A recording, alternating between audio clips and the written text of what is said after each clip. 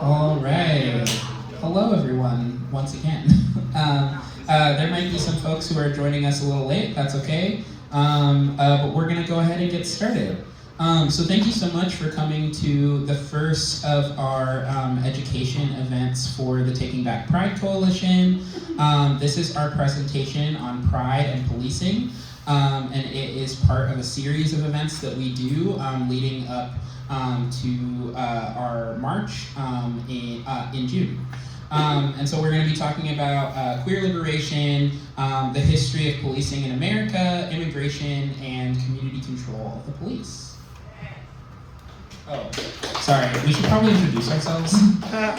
My name is Jay. I use they or he pronouns. I am a Black queer organizer with the Twin Cities Coalition for Justice, which we'll tell you a little bit more about in a moment. I also am an organizer with the Freedom Road Socialist Organization and Community Aid Network Minnesota.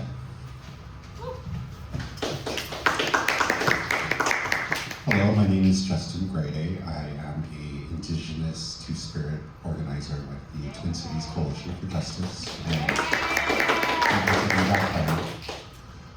And so we're really happy to be doing these series of informational events. In the years since the first Taking Back Pride March in protest of TC Pride's inclusion of cops and corporations in Pride, the Taking Back Pride Coalition, in partnership with leftist groups across the Twin Cities, is proud to present a series of political education events to offer a counter-narrative to the sanitization of the history of queer liberation struggles. As nonprofits and corporations continue to co-opt the revolutionary demands of these movements each June, all while upholding a very capitalist system that exploits us, it is critical that we fight back and reclaim our history. We believe the demands for self-determination and civil rights from our movements have much to teach us as we fight for liberation in the present day.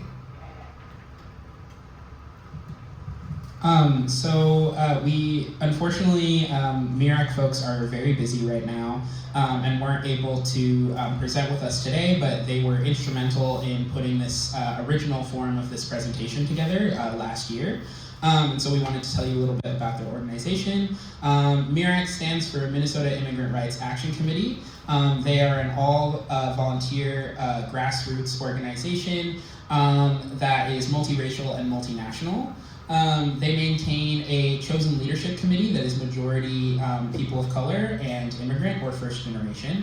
And the primary fights that MIRAC wages in our city are legalization for all, an end to immigration raids and deportations, an end to all anti-immigration laws, and full equality in all areas of life.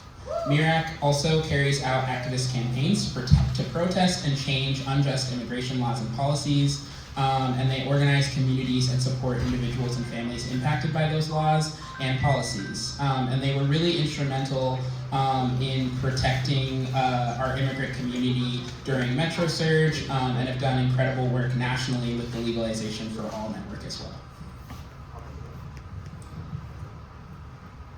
So a little bit about TCC for J. It was originally founded in 2015 in response to the murder of Jamar Clark by the MPD. Mel Reeves, Monique Collier-Stody, and the coalition of organizations and individuals formed the group and occupied the 4th Precinct back in 2015. We are also a branch organization of the National Alliance Against Racist and Political Oppression, which was refounded in 2019 by activists like Angela Davis and Fred Chapman to combat rising political repression and promote solidarity between liberation movements nationwide. We also prioritize recruiting membership from the Black community and intentionally put Black folks in leadership roles, but all are welcome to join us. Our current campaign is to get an all-elected civilian police accountability commission in Minneapolis. So the first thing that we kind of want to make sure to talk about is the origin of policing in America as well as ICE. If you take nothing away from this presentation but this, It's that both of these law enforcement agencies have their foundation in white supremacy and capitalism. Essentially, the history of policing in the United States has its roots in the slave patrols, responsible for capturing escaped slaves and forcibly returning them to plantations. The first slave patrols were formed in the Carolinas in the 1700s and continued until the end of the Civil War, when they were replaced by white militias created to enforce the Black Codes. And the Black Codes, if you aren't familiar with those, were a series of very restrictive laws primarily aimed at regulating Black people in public space. It included where they could and could not go, what jobs they could and could not have, and how they could even present physically in public. By the 1900s, municipalities across the US were establishing formal police departments, and often these departments were directly under the control of various political figures, such as city officials and even business owners, who used them to maintain political power and enforce social control over minorities, particularly Black people. It's also worth mentioning that the FBI has similar roots. I consider the FBI like the super cops of America. The FBI was founded, not very long after the end of the Reconstruction era, and they worked closely with the Pinkerton National Detective Agency, which was an organization famous for its strike-breaking and surveillance of activists and political dissidents in the 19th and 20th centuries. And in light of, this was a quote from the FBI Assistant Director at the time, around when it was founded, William C. Sullivan, who says, "In the light of Dr. King's powerful demagogic speech, we must mark him now, if we have not done so before, as the most dangerous Negro of the future of this nation, from the standpoint of communism, the Negro, and national security." And then you have COINTELPRO, which was an initiative of the FBI specifically aimed at dismantling and disrupting Black organizations in the United States. They used tactics like surveillance, planted informants, fabricated evidence, false reports of misconduct or abuse against organizers, and other illegal tactics to destroy the liberation movement from within. I won't go in too far into this, but there's a really good article in Jacobin magazine that talks about sort of how the FBI used SDS in particular to create rifts between them and the Black liberation movement. They were really worried about students on campus, particularly white students, finding common ground with Black organizers and creating that alliance. And so they basically sowed lies between those two groups, saying that the Black Panthers were just trying to create a race war and using Black students as cannon fodder, which that's literally what the United States military is, but okay. They also just used a number of divisive tactics in the community to sort of solidify this division. And so the reason that we want people to understand this is that a lot of people think of policing institutions as essential parts of their community, as essential parts of the fabric of American public safety. But what they are in reality are surveillance hubs. And they are actually, the police in particular exist to protect property, not you as a citizen.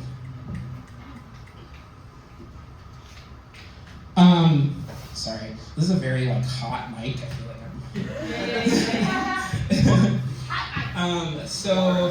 like obviously the police have historically been used against Black people, but they've also been used against pretty much any minority in the US, and that includes queer people. Some of the notable attacks against the queer community that have happened at the hands of police in America include a raid on the Ariston bathhouse, which is one of the earliest examples of a anti-queer police raid in the US. This was in 1903 when police in New York City conducted a raid of the Ariston bathhouse, wherein they detained 60 people and arrested 14. And like I said, it's not even remotely the first raid that happened, but it's the first most well-documented raid that we have in queer history. And then in 1924, you have the raid on the newly founded Society of Human Rights, which was a gay rights organization, one of the first in the United States. Members were attacked and arrested without a warrant on claims of potential obscenity, which was basically code for being gay in public, in 1924. And because of this, the group was sort of forced to disband shortly after this raid. There's also the 1959 Cooper Donuts raid. Cooper Donuts was a 24-hour cafe located in Los Angeles, and it was near several gay bars. And as a result, it was a popular spot for LGBTQ people to gather after a night out. And it was one of the only places that actually welcomed queer patrons at the time. And in May of 1959, 2 officers entered the cafe and demanded that patrons present their identification, which, by the way, most of these people, especially if they were gender nonconforming, would not have had ID that matched their presentation, if they even had ID at all. You see, Los Angeles at the time had a law in the books that made it illegal for a person's gender presentation not to match the gender shown on their ID. And this was often used to target and arrest transgender or cross-dressing individuals. But on this particular night, the patrons of Cooper Donuts actually fought back. There is one report that has one patron taking a glass coffee maker jar thing and throwing it at an officer, which I think is pretty based. And so this is generally considered the first modern LGBTQ uprising in the United States. A couple of other examples. In 1964, over 100 people were arrested at the Fun Lounge, which was a really poppin' Chicago gay bar. If you ever get the chance to go to Chicago and find out about this place, it's really cool. And this was following a really brutal police raid. And many of those arrested had their names, faces, and even their addresses and places of work released by the police, which opened them up to harassment in other areas of their life. And then the Gene Compton cafeteria riot is arguably one of the most famous raids that we know about in the US. So the Tenderloin District in San Francisco served as an accepting haven for drag queens and transgender people in the 1960s. And Gene Compton's cafeteria was generally a safe place, but one August evening in 1966, an officer arresting a patron for violating a cross-dressing ordinance also got a splash of hot coffee in the face as a result of that. There is, coffee can be a weapon. And then the owners of the establishment, unlike Cooper Donuts, unfortunately responded by banning trans people from the establishment. But this, in turn, sparked a riot where police vehicles and people were heavily damaged, we'll say. The cafeteria itself, whose owners called the police on trans customers frequently, closed its doors in 1972. And then lastly, in 1967, a New Year's police raid on the Black Cat, which was a gay bar in the Silver Lake neighborhood of Los Angeles, resulted in the beatings of more than a dozen people. 2 men were arrested for the crime of kissing, and a bartender suffered a ruptured spleen in the scuffle. And the reason that we're going over this is because these raids were really common, but there's a misconception that queer people just sort of took it lying down, and that's absolutely not true. There was a growing movement, especially in the 60s, of queer people who were seeing the tactics of organizations like the Black Panthers and the Young Lords, and actually finding common cause with them, which we'll talk about a little bit later. So mere months after the Stonewall riots, the New York police officers raided the Snake Pit and arrested 167 patrons. The raid would prompt a demonstration by the Gay Liberation Front and other organizations.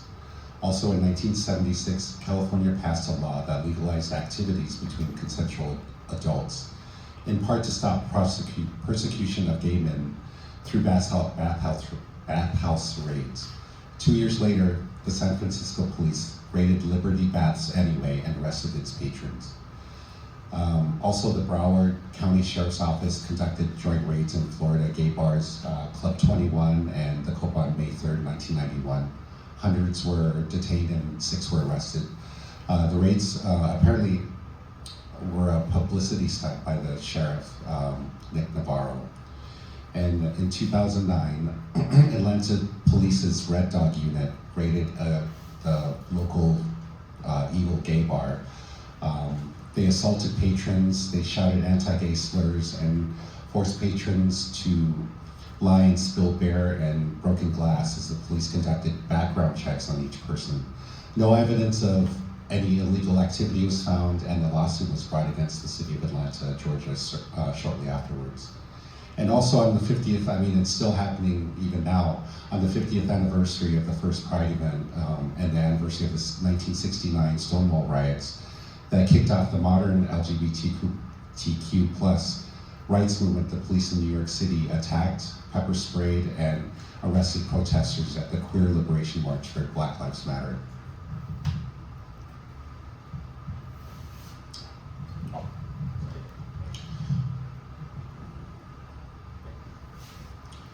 Also, when it comes to queer immigration,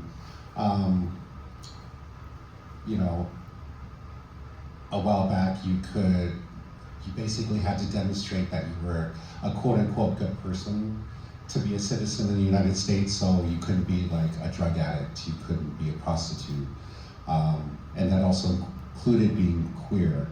In 1952, the Immigration and Nationality Act, the INA, barred anyone with a quote-unquote psychopathic personality from immigrating to the United States. The INA explicitly affirmed that quote-unquote sexual deviation was a form of quote-unquote psychopathic personality. So to be openly queer meant the person was identified officially as a quote-unquote constitutional psychotic inferior, or CPI. So in the late 1940s, with further input from the Public Health Service to define them as quote-unquote persons with abnormal sexual instincts. Being a CPI was equivalent to having a mental illness like schizophrenia.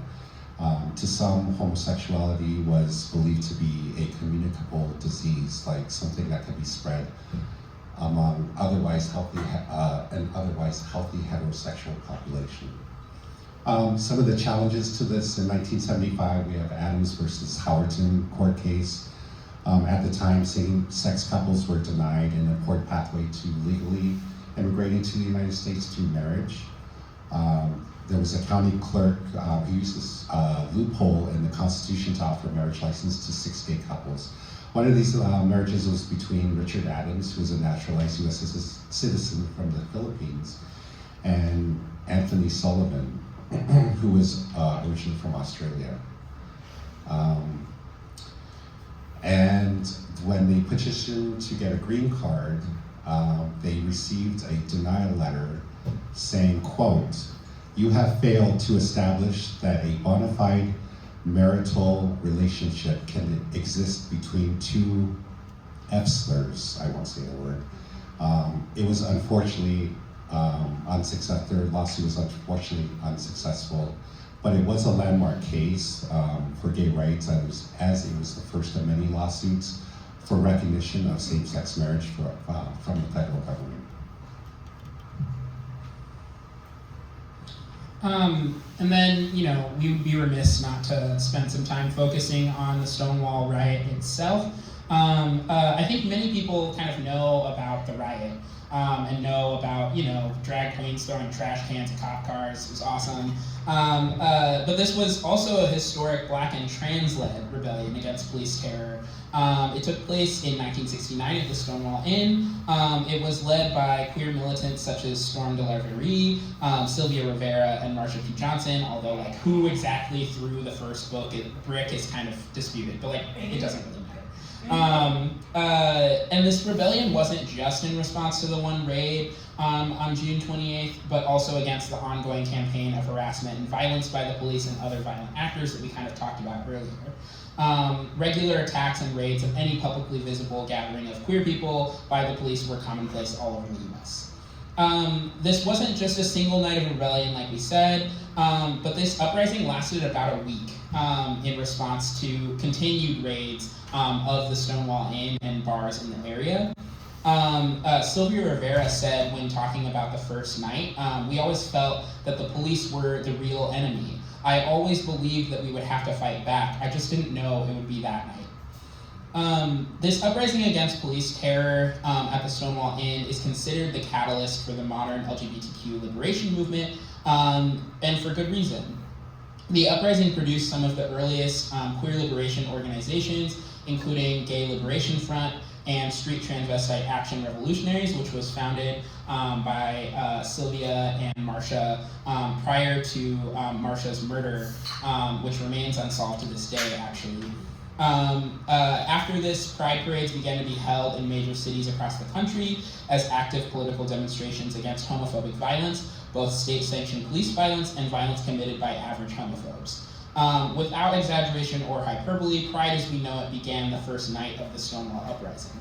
However, it's important to remember that at the time, Sylvia Rivera and Marsha P. Johnson's interruption of the first Pride Parade after the Stonewall Uprising was not well received at all. Sylvia Rivera gives this really incredible speech that you can actually find on YouTube, where she's talking about how trans women, particularly trans women of color, face particular oppression, and that they deserve protection from other members of the queer community. And white, gay, cis men responded by booing her. Some of them in the video, you can see some people trying to throw things at the stage. Like, this was a really controversial position to insist that trans women in particular and gender nonconforming people should be centered in the queer liberation struggle. And we're actually seeing this as a trend continue today. There are lots of organizations here in the US and in the UK, which is one of the places that is originating a lot of anti-trans legislation. Thank you, J.K. Rowling, you piece of garbage. Yeah, like there's this push to separate trans people from the community. You know, the more things change, the more they stay the same. And I just want to point out too that these two pictures, on the left we have Marsha P. Johnson and Sylvia in 1973, and then this picture is actually from the night of the Stonewall riot. I think it's important to contextualize this in the time that it's happening. Again, a lot of people's conceptions about queer history are that it's like happening separately from everything else going on during the civil rights movement, and actually all of these people were not only like in the same places at the same times, but they were communicating with each other. So the civil rights era, in which oppressed nationalities across the US fought against racist Jim Crow laws, was a time of increased police violence and state repression for Black people in particular. The 1963 March on Washington, for example, was organized in part in response to the infamously brutal attack on protesters in Birmingham, Alabama, in which the unarmed, primarily Black crowd was attacked by canine units, high-pressure water hoses, and tear gas deployed by police. Also of note, Bayard Rustin, who was a gay man, was one of the main organizers of the March on Washington, but was not credited really until after his death. Because other organizers thought that it would reflect poorly on the Black liberation movement to include him. And so the civil rights struggle was marked by similarly brutal encounters with police that only intensified following the assassinations of Malcolm X and Martin Luther King Jr., both of which inspired uprisings across the country. And it's in this political climate that revolutionary organizations like the Black Panthers and the Young Lords, which was a Latino liberation organization, gained prominence. The Black Panthers and the Free Breakfast for School Children program, which J. Edgar Hoover once called one of the, quote, greatest threats to national security that the United States has ever faced, were subjected to police raids in which police officers would destroy and urinate on food in front of terrified little Black children. And at the same time, the Black liberation movement is finally forced, after Stonewall in particular, to confront the growing gay liberation struggle following the Stonewall riot. And the Panthers in particular really distinguished themselves by working to strengthen ties with the gay liberation movement at a time when that would have been incredibly unpopular. They actually invited organizers like Sylvia to workshops and invited other activists like from Gay Liberation Front to teach workshops at Black Panther conferences and openly supported the gay community's right to self-determination. For example, in a 1970s speech criticizing other Black liberation organizations for their silence on gay rights issues, Huey P. Newton, who's one of the founders of the Black Panthers, said the following: "During the past few years, strong movements have developed among women and among homosexuals seeking their liberation. There has been some uncertainty about how to relate to these movements. Whatever your personal opinions and your insecurities about homosexuality and the various liberation movements among homosexuals and women, and I speak of the homosexuals and women as oppressed groups, we should try to unite with them in a revolutionary fashion." He went on to say that American men had been conditioned to be prejudiced towards gay people and that, quote, "we must gain security in ourselves and therefore have respect and feelings for all oppressed people." This would have been, like, I really can't overstate like how radical this would have been for them to say at this time in particular when respectability politics were really dominating mainstream civil rights organizing. So we kind of want to take a little break here to do some discussion questions. You've been listening to us talk about a bunch of history, and so we wanted to give people an opportunity to talk with their neighbors. It sounds like all of the groups had some really good conversations. So does anybody feel like sharing what your group talked about? For the first question, which is, as political and personal violence against LGBT people continues to escalate, can we trust that the police as they exist today will protect our rights and well-being? Yeah, go ahead. I mean, very directly, no. And the one example that was brought up immediately was just this recent few months with the ICE occupation and how they failed to protect any of the demonstrators or activist people trying to protect our immigrant neighbors, and actually went so far as supporting ICE in their brutalization of Minneapolis residents. And so, for a lot of people, that was an eye-opener, although like the history that we're talking about here, this is something that's been going on for decades and even if you go for centuries. But that's something that people are waking up to right now. That was a great answer. Anybody else want to say anything about question one? All right, yeah. I think a big problem is that amongst all the different ideas that exist to improve things, one of the things we don't have is we don't have two numbers. A number for if you want armed response and unarmed response. The fact that as citizens we can't call an emergency number that tells the government, no, under no circumstances, don't send any armed personnel whatsoever, regardless of who you send. I don't care who you send, just don't make sure they're armed. And I think that makes us all particularly vulnerable, that we don't get that choice anywhere ever. But the government gets to decide when you're going to shoot. Well, and, we do have like a non-violent response hotline like here in Minneapolis. I used to work at Starbucks for like 10 years of my life that I'll never get back. And we would try to call for like people that were experiencing like, homelessness, experiencing a mental health crisis. There was one time when I had this lady who, as she was kind of experiencing a psychotic break, told me this, and I was like, okay, well, like, let's try to get you to the hospital. She was like, okay. We like had a whole plan. I called the hotline, and they're like, yeah, we can send somebody in 6 hours. And so it's like these alternatives are often underfunded and under-resourced, and so they're not actually viable alternatives. Any other things about question one before we move on? All right, so question two is, how can initiatives such as community control of the police help to keep LGBTQ communities safe in the wake of ongoing attacks? How can it help stop collaboration between ICE and the cops? And I recognize that this is sort of a trick question because we're talking about this later in the presentation, but I wanted to hear your thoughts before, because I'm evil. do you have a community control of the police yet? It's true. Yeah.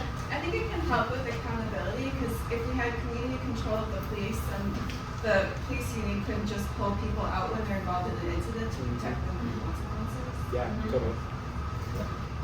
Yeah, anything else? Yeah. Our group was discussing community control in the context of the wider mission of abolition and as creating this handhold for abolition in an institution that makes abolition conceivable by centering people who want to protect their communities over people who want to protect police. That was something that he said that I thought was really insightful. Yeah. Yeah. And we talked too about how just the more popularity the more visible these community control groups become, and the more unpopular police become. We're actually seeing that shift, and like a revolution doesn't happen overnight, but we're actually seeing that more people can move toward that, and the less people who are going to move toward police. And just by becoming unpopular, we could help abolish that system. Yeah. I mean, the greatest recruiter, I think Mao said this, like the greatest recruiter for like the leftist movements is like the right. Like, he didn't say it exactly that way, but I think that's really true of policing, as people are also realizing it's not effective. And yeah, we'll get into that more later as well. Let's move on to the last question. So Audre Lorde states, "We are saying to the world that the struggle for lesbians and gay men is a real and particular and inseparable part of the struggle of all oppressed people in this country.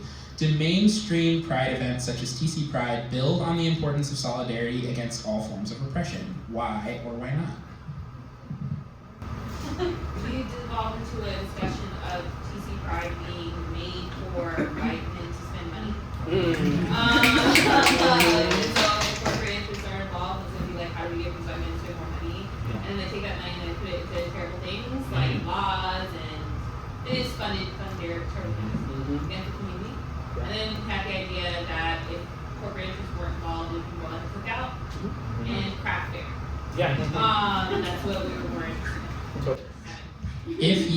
I'm gonna use this moment for a quick plug for our friends at People's Pride, because that is quite literally what People's Pride is. It's a bunch of like gay people in the park cooking free food for everyone and like selling their little homemade zines, their crafts. It's great. So go to People's Pride. It's the same weekend as Pride. So yeah. Other thoughts about question 3? Yeah. In the back. Yeah, so, addition like TC Pride, their inclusion of like police at the event, as well as military recruiters, government recruiters, and different evil corporations, already that puts them aside from solidarity.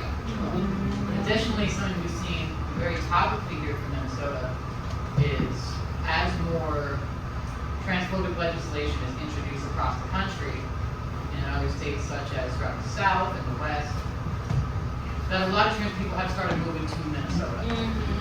And TC Pride, as one of the largest events in the state of Minnesota, I think they're only second place to the state fair. They don't do anything to actually support that incoming community that is effectively a mass migration or exodus out of these different areas of the country. And they're focused on selling pride to the highest bidder, whether it be the U.S. military or the Salvation Army or any other group that really doesn't care about us at all. Pretty clearly sets them aside, but not actually on the side of queer people. Yeah. So for those of you that don't know, like last year and years before, so there's always been like a military recruitment booth at Pride and an FBI recruitment booth at Pride. We have protested both every time that we have found them there, because I actually don't think that the aspirations of queer people is to go commit war crimes on behalf of like the pedophiles that run our country. So it's just like, that's fundamentally antithetical to the goals of Pride. And then again, for those of you that didn't know, last year there was an addition of the Salvation Army in the park.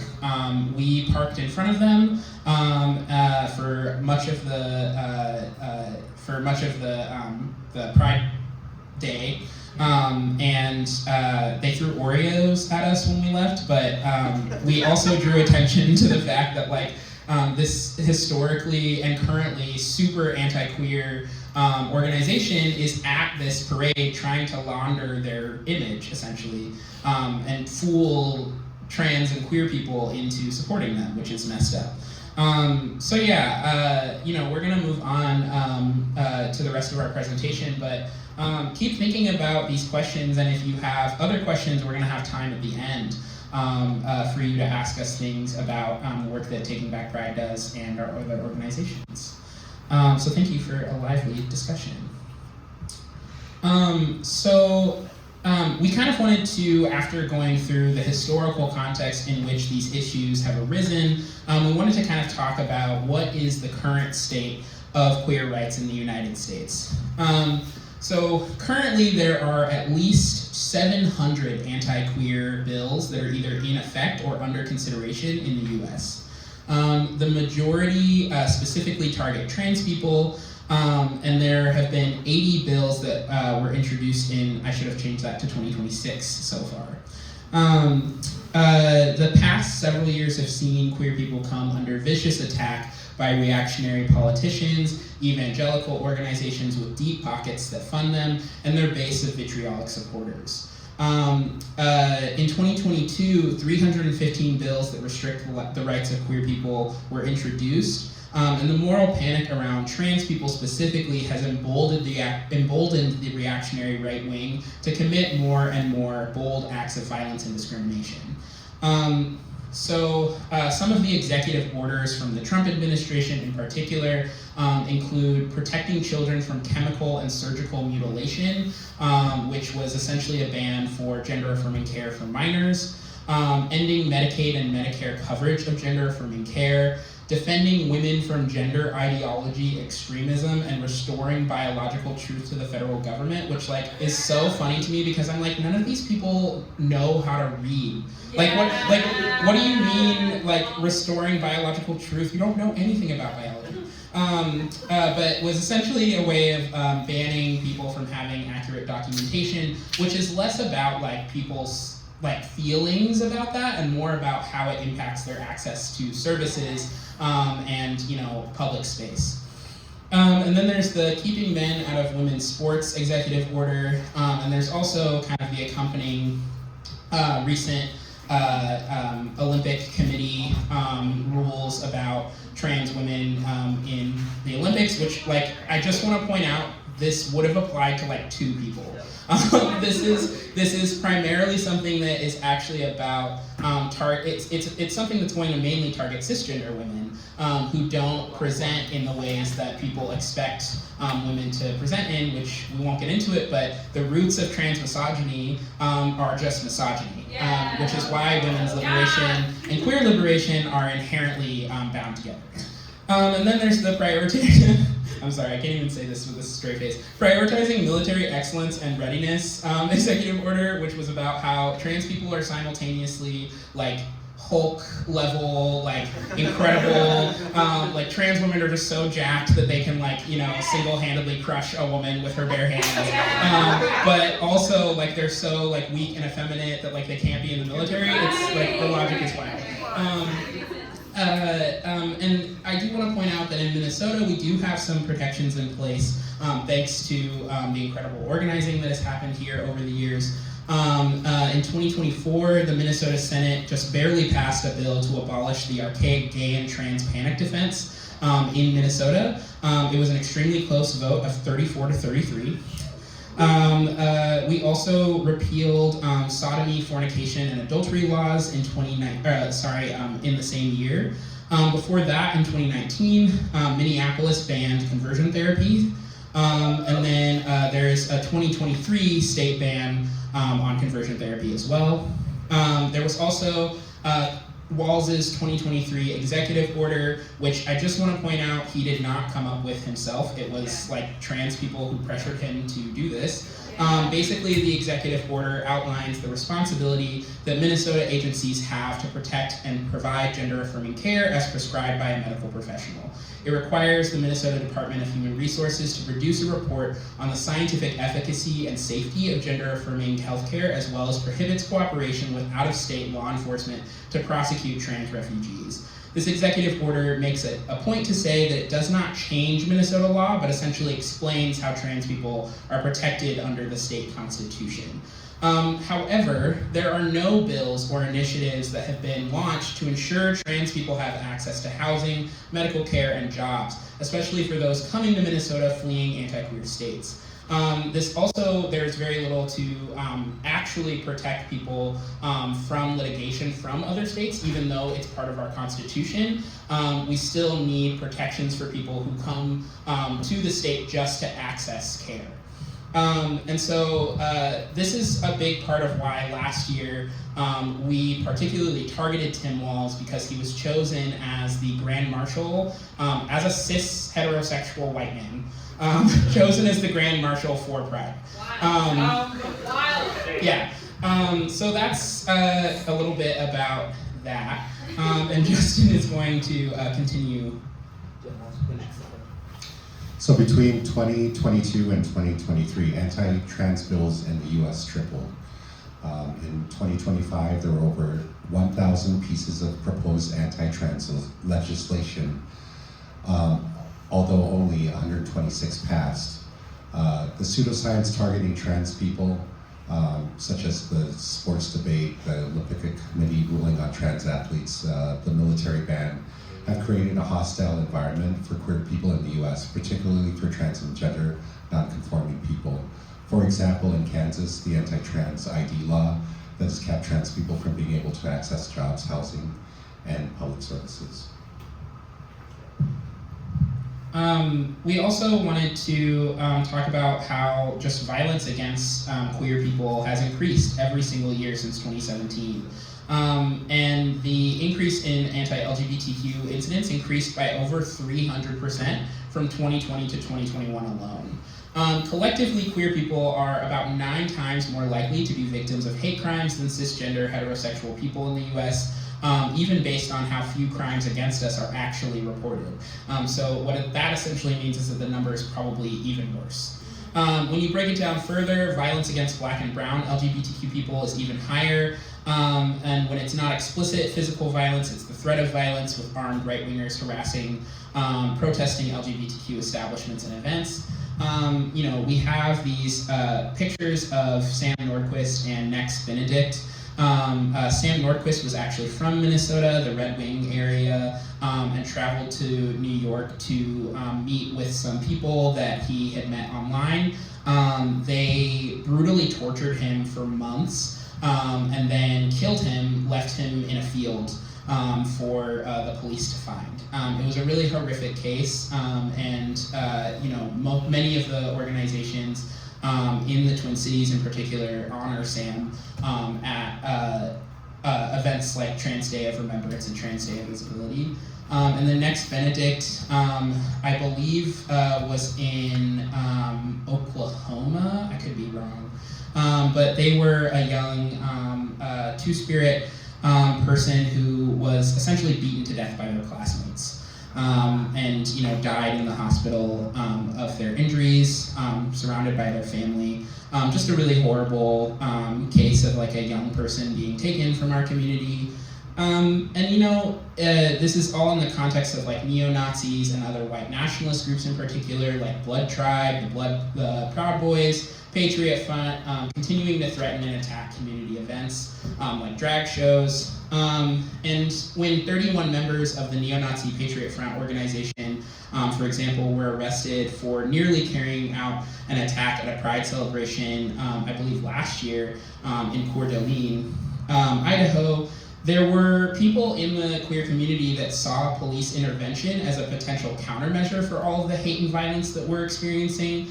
But the reality is that the police routinely ignore violence against queer people, such as in our own city when the Minneapolis police ignored beatings and attempts to report the violence that they experienced from 2 trans women who were harassed and attacked downtown, Jess and Dahlia. And as well as how are non-white people supposed to, trust the police when police are routinely murdering Black and brown people in their communities? That the danger of reporting to police is even higher if you are both queer and non-white.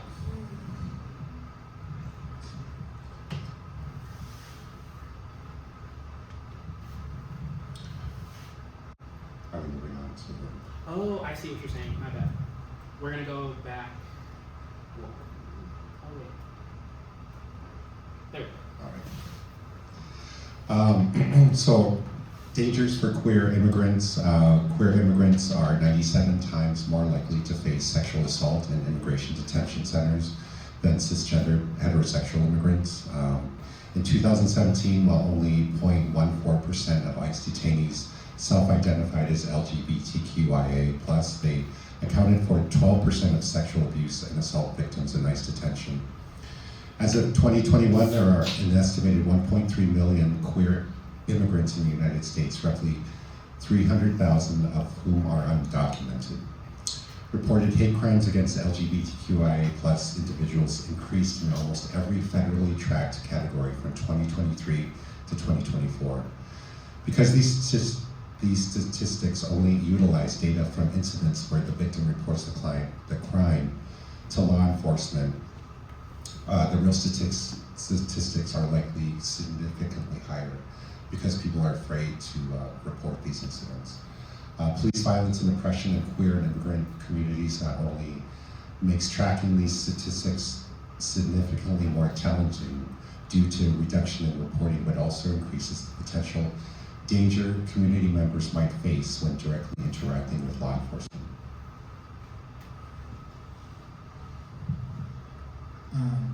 Yeah, there you go. And then on March 14th, Trump invoked the Alien Enemies Act. The Alien Enemies Act, which is over 200 years old, allows for the detainment and deportation of immigrants who are unjustly labeled as threats, which we see that they are doing like all the time. Like anytime you do something that's supposedly a threat. The act was revived to help the Trump administration meet a new quota that they've created 1,500 ICE agents or ICE arrests per day. The Trump administration reports arresting more than 150,000 people and deporting over 135,000 people in his first 100 days in office. For example, we have up here, we have Andrew Romero, who's a gay Venezuelan makeup artist who's living in California. He originally fled Venezuela because his life was threatened for being gay and sought safety in the United States. And despite having no criminal record, he was arrested in August of 2024 when he attempted, as many other people did, to attend his asylum appointment in San Diego, California, and was detained for 6 months. They even used his tattoos, which said Mom and Dad, as a way of, as proof that he was a quote-unquote gang member and a security threat to the United States. So that's how they're using this Alien Enemies Act. He was deported to the Terrorism Confinement Center in El Salvador on March 15th of 2025. I know that he was released a few months later, but he was not brought back to the United States. He was sent back to Venezuela. There are currently no administrative efforts to return him despite the community outrage and demands.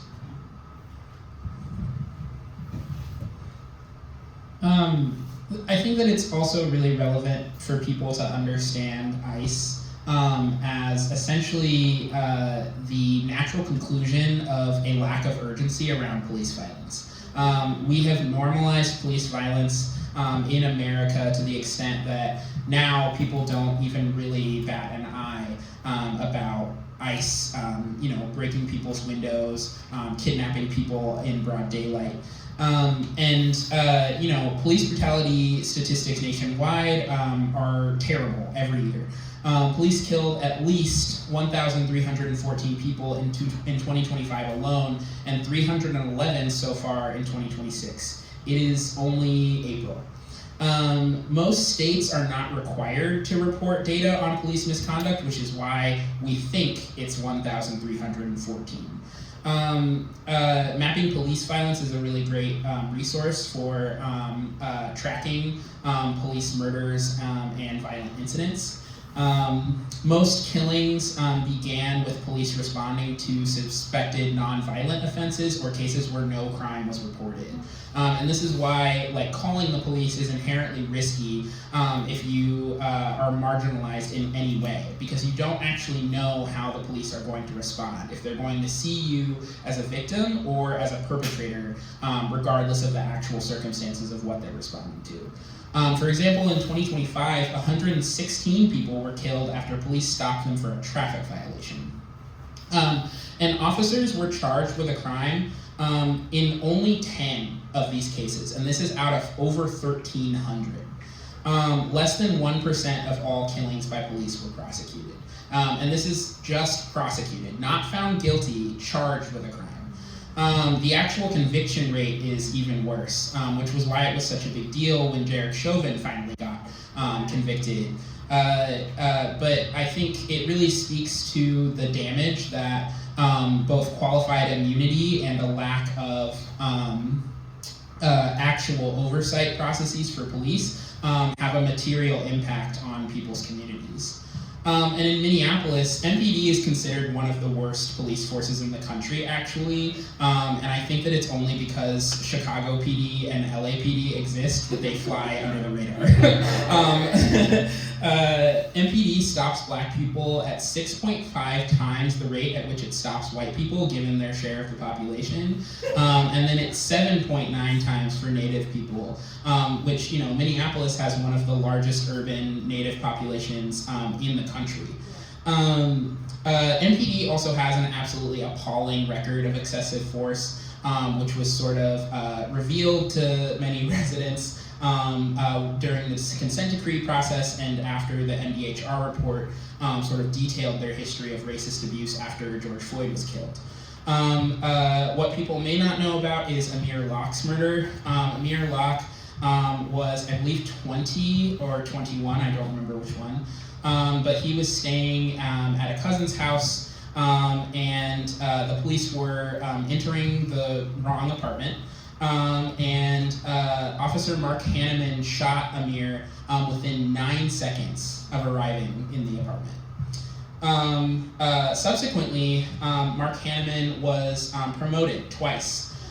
He was first promoted as a training officer, much like Derek Chauvin, and then he was promoted again to a wellness coordinator or something. And the only reason that he did not get that position and the subsequent pay raises that come with it was because of community backlash. Tekle Sundberg was another really horrific case that I was actually present for when he was killed.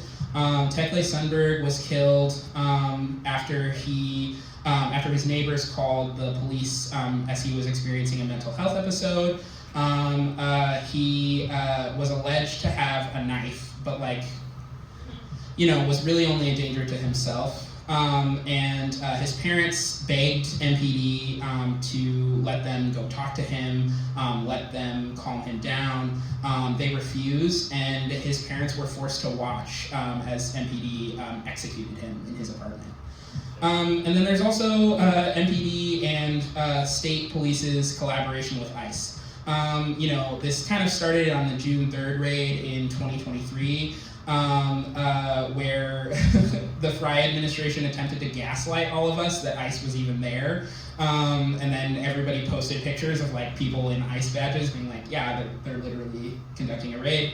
And then during Metro Surge, MPD essentially sat around with their thumbs up their asses while people's civil rights and physical safety were violated, and actually assisted ICE multiple times After the murder of Renee Good, for example, TCC for J members, including myself, went on scene. And we were questioning MPD, like, why did you let this murderer just leave the scene? And there was this one officer who kept telling me, like, you're crazy, like, we didn't let him leave, like, we would never let them leave. And I was like, bro, he's not here. He's not arrested. We're seeing on the live stream that he's packing up his house to, like, go into hiding. Like, what do you mean?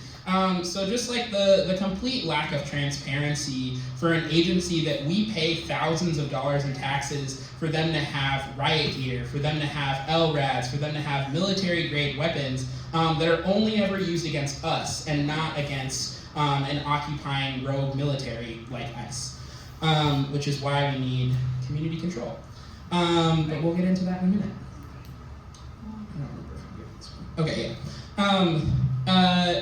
yeah, so we can't really overstate enough that the cops will not protect you. And we like to talk about Total because he and the other members of MPD that helped execute George Floyd really flew under the radar in a way that bothered me. All four of them deserve so much more smoke than they got. But Total was one of the police officers responsible for George Floyd's death on May 25th, 2020. And during his sentencing, he actually went on this 22-minute rant during which he claimed that people of the same gender having sex are worthy of death. And if you think this is isolated to just him, in 2024, like I was talking about, Jess and Dahlia were assaulted at the downtown light rail station. There are hundreds of cops that are downtown in that area at any given moment. And Jess and Dahlia reported that they tried to go to officers because they were that desperate for help. And officers laughed in their faces and didn't do anything to protect them. And still, Jess and Dahlia have no recourse for that happening. And multiple murders and assaults of trans women remain unsolved in the metro, like the one at the light rail station in Lake Street. She wasn't killed, but she was brutally assaulted. Queer people often have nowhere to turn after experiencing violence because it's simply not safe to go to the police. A 2018 report from the National Coalition of Anti-Violence Programs indicated that 66% of all queer people who reported violence to the police were met with either indifference or hostility, and with most violence going unreported in the first place. The same report indicates that Black queer people are 3 times more likely to experience police violence than non-Black queer people. Police harassment and violence against queer people, as we've been saying, is roughly as old as the US itself. But the good news is that this means that we have a lot of experience in our community, both Black and queer communities and other oppressed nationalities, in dealing with and resisting police violence. So, here's what we're doing to fight back. When it comes to MIRAC, presenting a list of immigrant rights to the Minneapolis City Council and Mayor is one thing that they've done, fighting back against the first Trump administration attacks on immigrants. The Sanctuary platform sought to deepen Minneapolis' commitment to standing with immigrant communities. Demands such included items such as funding legal representation for immigrants who are Minneapolis residents who are detained by ICE, using the city's influence to press the Hennepin County Sheriff and commissioners to stop cooperating with ICE in ways that result in deportations. And also, they also pushed to make it legal for Minnesotans to apply for a driver's license, no matter their immigration status. And that was successful, and it took effect on October 1st in 2023. And then TCC4J's main initiative, which is directly modeled off of the initiative that the Black Panthers started in the 60s. They envisioned a community control police structure in which different areas of LA where they were primarily trying to organize this would have different kinds of responses around policing. So it's like the idea that different communities need different things. So they had like one, council that was meant to handle kind of campus, one that was for predominantly Black neighborhoods, and one for predominantly white neighborhoods. We also modeled our legislation off of legislation that actually passed in Chicago, I believe in 2022. It's called the Empowering Communities for Public Safety Ordinance, and it is kind of the first step that organizers in Chicago, particularly National Alliance members, have taken to establish community control in Chicago. They have been hugely successful, particularly around, one of the first things they did was they eliminated Chicago PD's use of the gang database, which was basically just like a list of black youth that they would just add them to arbitrarily if they did anything, which would then affect every other police interaction that they had, resulting in like higher convictions and higher charges for like minor offenses. And so some of the highlights of our legislation include that it would be all elected, which currently the CCPO, if any of you know what that is the CCPO is a toothless review board that the Frye administration instituted to placate people after George Floyd's murder. They have absolutely no power. They are all appointees, and you can yell at them for like 2 minutes at a time, and then they can just tell you like, yeah, that's cool, we can't really do anything about that. So this would be actually elected by you, the people who pay for the police to exist. And it would take disciplinary power away from Minneapolis police and the mayor and democratize oversight. The body would also have hiring and firing powers over the department, including the police chief, which is huge because currently there's very little mechanism for the public to have any influence on like which officers remain on the force. And as we've seen, like MPD has a pattern of allowing officers with really long lists of complaints to remain on the force and actually to remain in training positions in particular. It would also create an accountability process that protects victims. Mainly what this would look like is not forcing people to report to the police when they experience police brutality.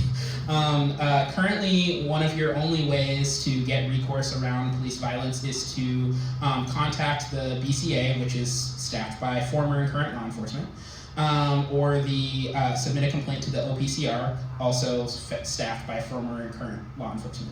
So none of them actually have like any vested interest in protecting you from the police because it would implicate themselves and their colleagues. It would also ban, or the body would have the power to ban harmful practices like warrior training and no-knock warrants. Notable because Frye promised that he was going to ban no-knock warrants and then just literally didn't enforce it, resulting in the murder of Amir Locke. And then we would have the power to reduce and control MPD's budget. Currently, the city council is able to be involved in budget negotiations, but really have very little power to influence the actual bargaining process because of like how police federation laws work. And so this would give us more control over that process and add another layer of accountability when they're asking for things like, 20 million in overtime or 22% raises after they just murdered a whole bunch of people. And there's this quote from the Panthers that really encapsulates like this idea to me, and it's from their conference in 1970 around community control and establishing a nationwide network to gain it. And they say, this is Bobby Seale, there the police's real power is manifested in the organized guns and force. But we're saying that the people in this community, the people in this country, don't have any control over that organized guns, force, and power. We're saying that the capitalists, the racists, and others have control over it. And we're saying that we want to change it, that we want to revolutionize it and turn it over into the hands of the people for a new process to occur. We're saying we want community control. And so they envisioned community control of the police as a model for gaining control over all aspects of municipal life that Black people interacted with in their daily life. And they believed that self-determination was a critical right that the Black liberation struggle needed to secure if they ever hoped to destroy capitalist oppression. I feel like we're a little short on time, so I might skip this video. I don't know, what do you guys feel like? You want to watch a short, 4-minute video clip? You want to watch it? Okay, great. It's really good. It's Frank Chapman, who is the chairman of the National Alliance Against Racist and Political Repression, and author of a really great book called Marxist-Leninist Perspectives on Black Liberation, if you're interested in more of the historical side of where this idea comes from. It's him kind of talking about like how and why community control will work. So give me just 1 second to set this up.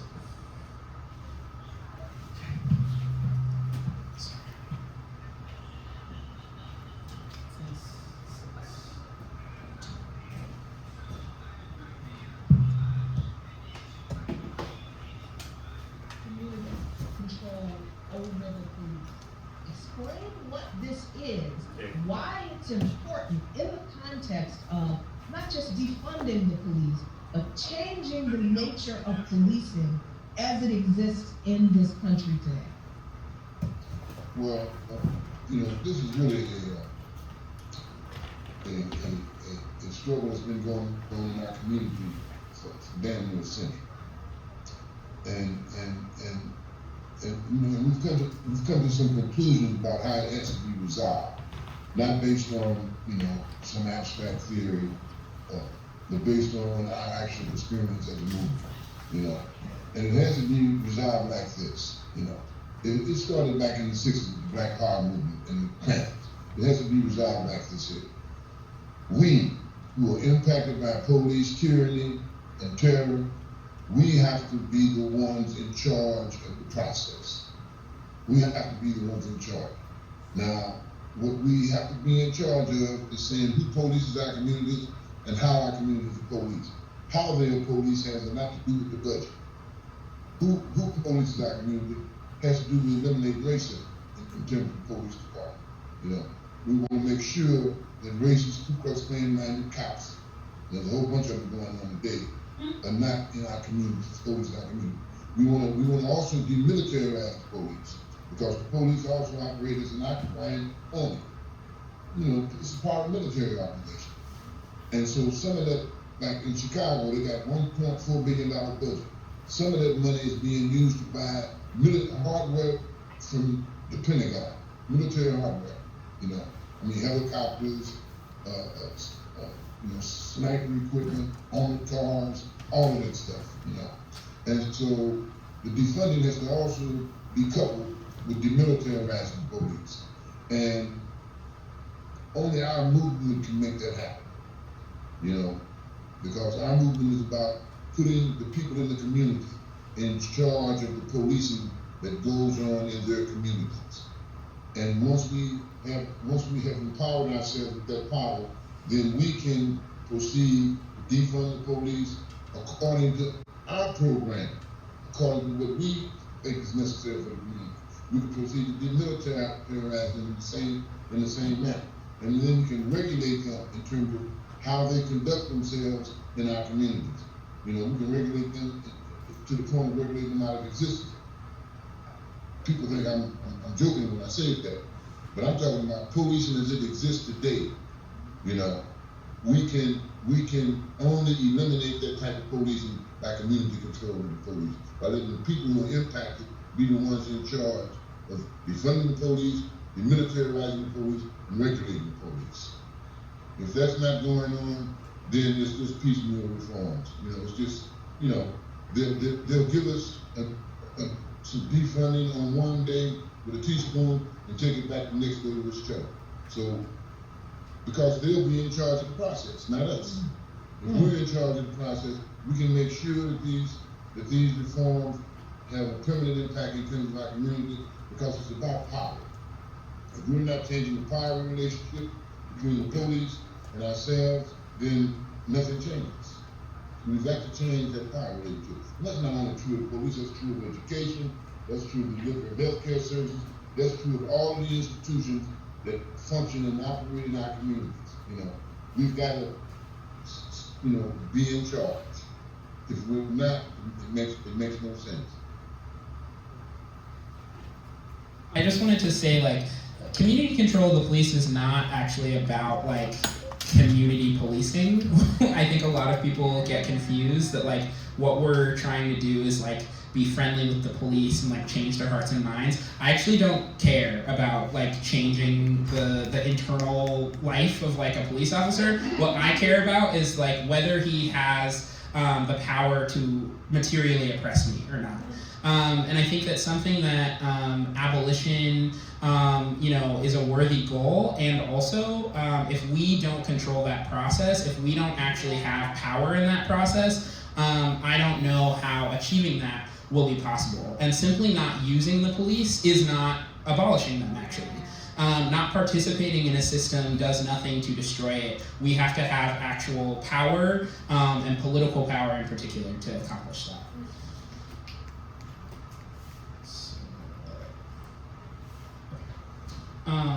And then Justin is going to talk a little bit more about some of the work that TCC4J is doing.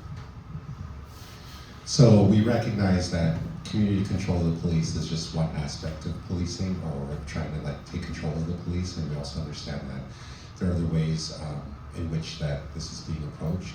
So while community control of the police is our main goal, we also have expanded our work, making connections with impacted families and loved ones, as well as advocating against political repression enforced by the police against students, protesters, and workers.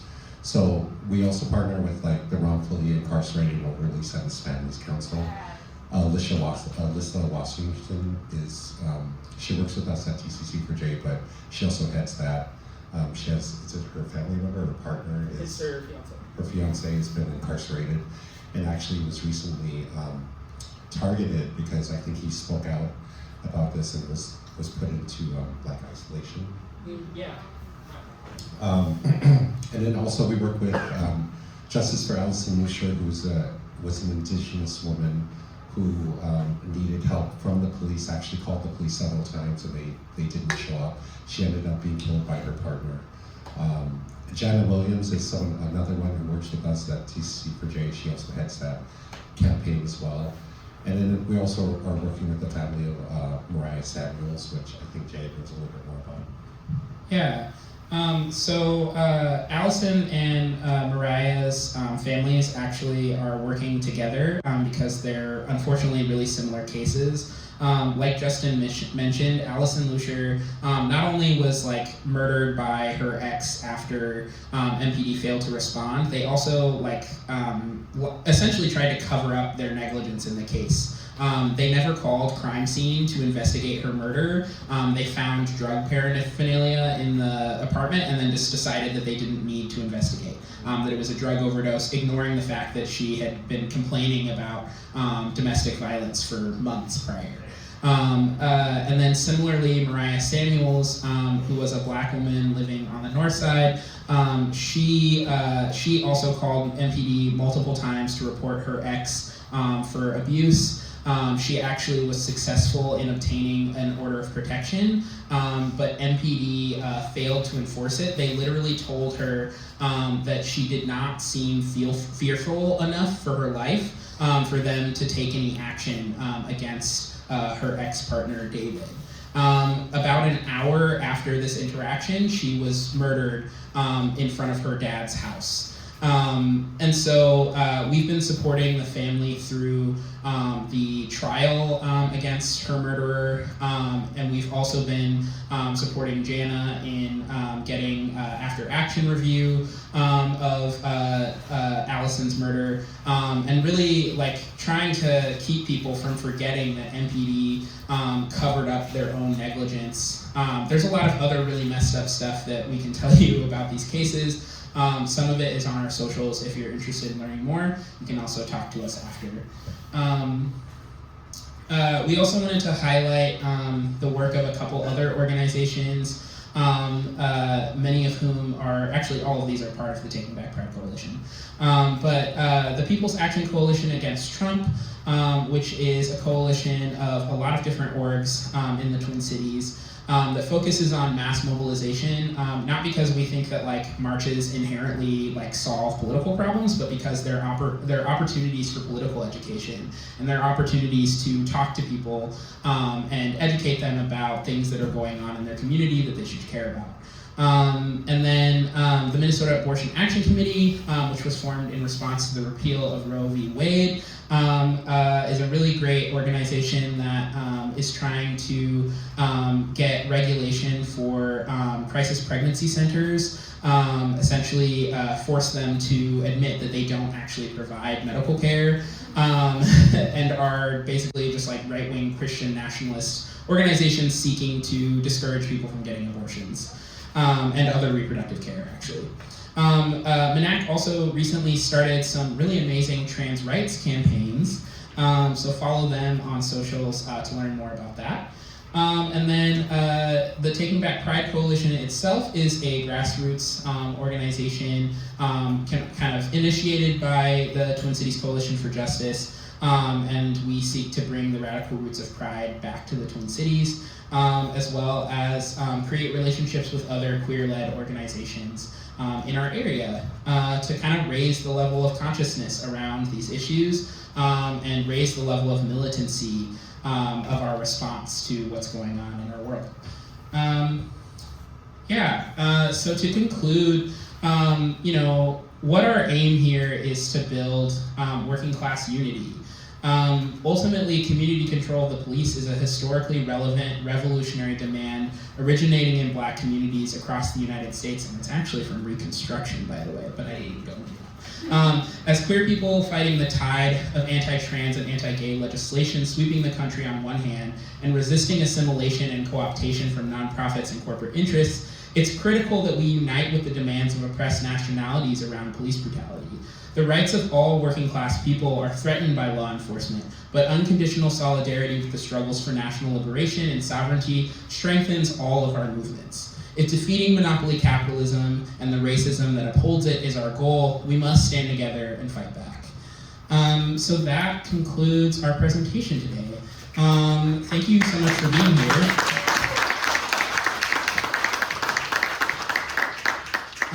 We will now take questions if you have any. Yeah. Is this part of a series?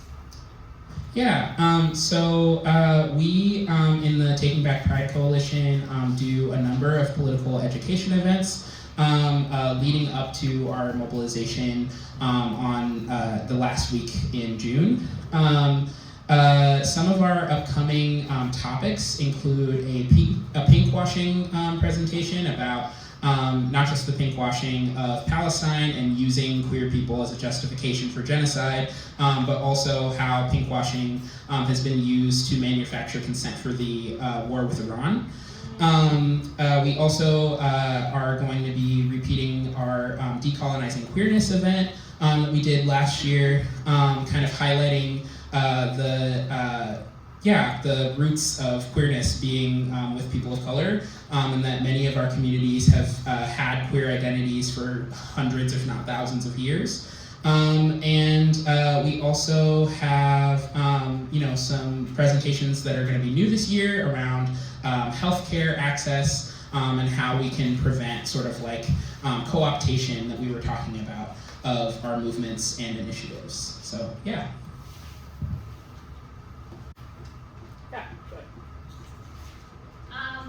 For those that are new here for CCAP, how long have you guys been working on that? And like, what's the history of that? And how are we gonna get it on the ballot? Our CPAC initiative, it stands for Not the Conservative Political Action Committee. That's something that like people like point out in the street all the time, like, are you guys, and we're like, we're clear, like there's a black power fist, what do you mean? We have been working on this initiative since before I joined TCC for J in 2020. It started in 2017. Our effort really ramped up in 2020. We basically are trying to collect signatures to change the Minneapolis City Charter to establish this body. We have been collecting signatures, so we collected signatures and turned in 2 years ago now, right? Yeah, it would have been 2 years ago. Time is weird. But yeah, we collected over 10,000 signatures. I think it was like 11,000 something that we, 12,000. 12,000 signatures that we collected over about 4 years. We turned them in, but the city rejected a huge portion of them on like technicalities, really. We tried to make up the difference in the little like 10-day grace period that you get, but we're not able to get enough signatures, and so we are currently trying again. We've actually been like much more successful this time, mainly because it's like our second time doing it. We know a little bit more about what we're doing and what's effective.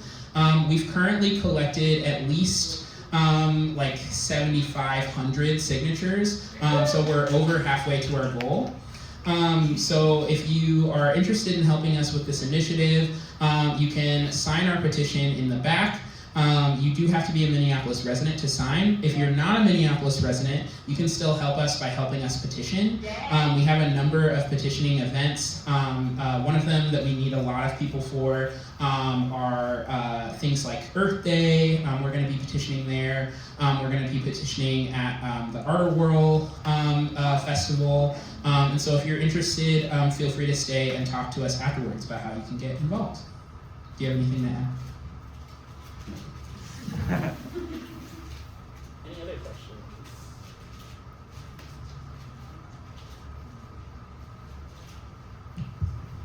All right.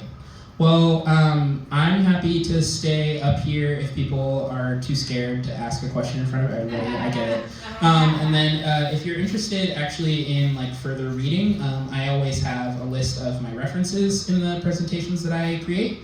And I'm happy to share like a view-only copy of the slides with you as well if you'd like further study. But yeah, thank you all for being here. And yeah, let's get community control and let's get these cop boots off of our necks. Yeah.